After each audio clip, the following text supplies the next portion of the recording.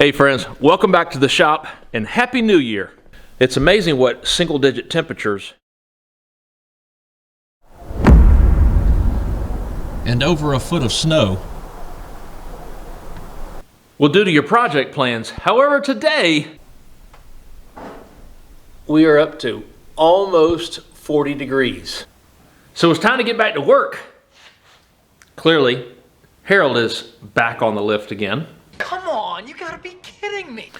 Finishing up our vacuum line right here. The only thing we're waiting to come in is just our vacuum tree. And we were expected to get Clara over to Golden Rule this month to finish up the process on the bodywork and the paint. However, due to a slowdown with other customers' parts, they've had to slow everyone else down that's in line next. So that gives us another month or two to knock out some other things that we need to do. And the very first part of that, we're going to jump back to her power plant, the 351 Cleveland, because we have a number of things that we need to get done with that. Starting with the headers.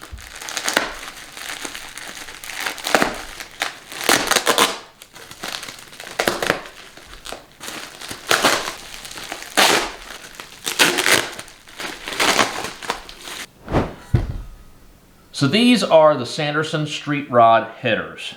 Now, after having a conversation with a number of different 351 Cleveland owners, I landed on these based on overall recommendations and fitment for this particular motor. We went with the black satin ceramic coat for these because Dana and I have done our time with chrome, and we certainly don't want to polish it, and we certainly don't want the headers to be the star of the show there in the engine bay. Next, copper flange. So the copper flange actually is required if you have the 2V Cleveland. Now, if you have the 4V Cleveland, this is not required. Those headers are flangeless. Lucky you if you have the 4Vs. But I'm glad that they do provide this as an option for additional purchase. In addition to the kit, you have your exhaust flanges, so that way you can move right on to exhaust if you're fortunate enough to be in that step of the build. The only thing they don't provide is the gasket maker, and this is the Ultra Black 82180 from Permatex. Decided to go ahead and move into the house for this next part because trying to squeeze this out in the shop, this is basically like cement in those cold temps.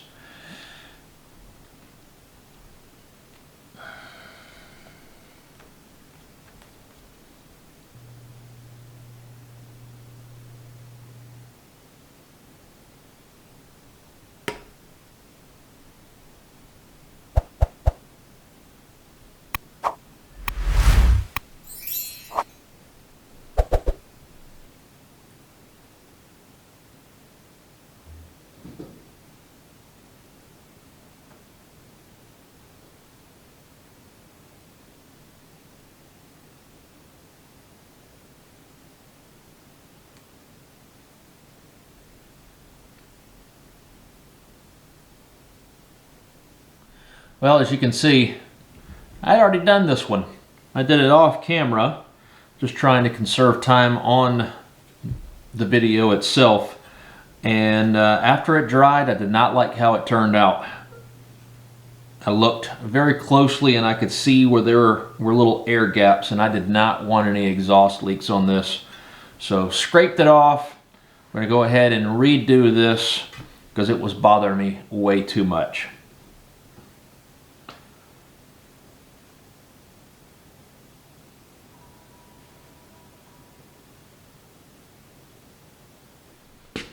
For those of you like us that juggle multiple projects, multiple cars and builds and things like that, how do you go through and prioritize your time on each one? Do you kind of work through one to get it finished and then move to the next? Or do you kind of move the needle a little bit on each one? I'm very curious on what all of you end up doing for those that are watching this. It is a struggle for me personally because I want to get one done, but then I also hate seeing the other one not really move. So I try to do the pinball machine effect of bouncing around and hitting every one of them so I see progress on all of it. But at the same time, I recognize that it also is a stressor because I'm not getting one completely finished as quickly as I probably could. So curious on your approach. Love to be able to hear maybe there's some techniques that I can employ to kind of change my own way of thinking and reduce my own stress on these. All their hardware is provided for these, and I do like that they're also black, so they kind of fit right in with the headers and not pop out because they're chrome or billet. And although I hope that we do not have to take these headers off anytime soon, I do want to prep just in case we do by throwing some anti-seize on each of these bolts. Hopefully that will help us out.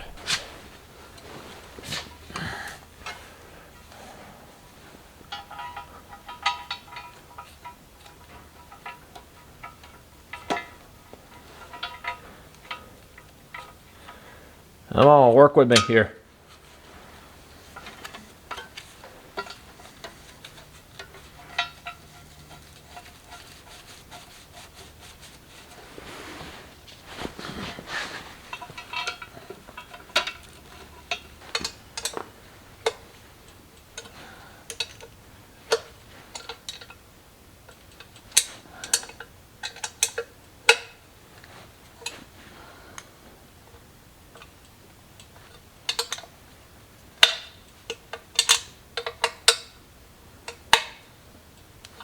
All right, now that it's all bolted in, all that's left is just torque. So we'll grab our digital torque wrench.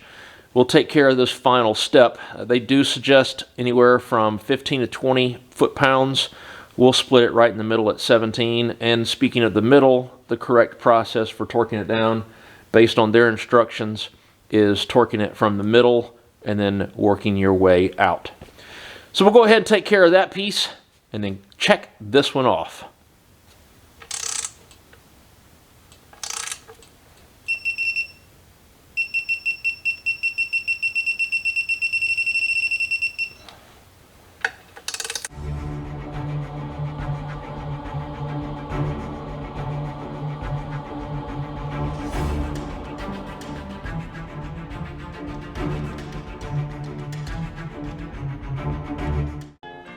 Nice.